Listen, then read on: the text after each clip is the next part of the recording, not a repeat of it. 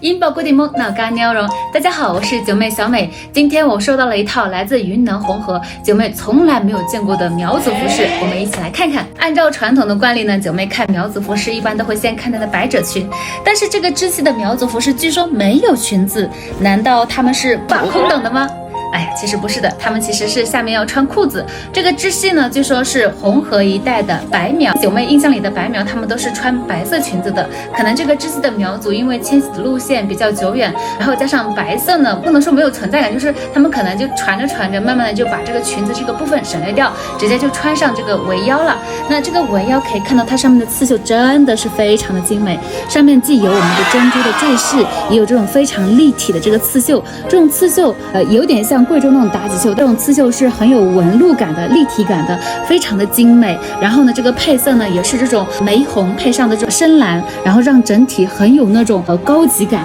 真的是很佩服我们老祖宗那一辈的审美呀。终于看到了一个非常熟悉的八角星图案，这个八角星图案是很多西部苗族共同通用的一个苗族的服饰刺绣图案，它更多的是象征苗族对祖先的一种纪念，也是象征对美好生活的一种向往。它中间有个很特殊的符号，很像那个汉字里的万字。那这个汉字里的这个万字呢，是从佛教的文化里面演化而来。那我们苗族的这个呢，跟它是有异曲同工之处，都象征着吉祥如意、生生不息。这个服饰呢，就是我们西部苗族中为数不多的对襟款式。我们很多西部苗族都是厂子领的，对襟领的话，它用的是我们的这种非常精美的一个刺绣，做了一个对襟的一个排铺，然后有了这个珍珠的这个点缀，是不是很像宋朝的那种凤光霞帔的那种感觉？这个小燕尾呢，也是结合了它跟上身一样的这个刺绣风格，非常的精美大气。这个红色也是很有这种生命力和张力的，看起来非常的热烈张扬。今天我们就结合西部的苗族盘帽来拍一组红河的白苗写真。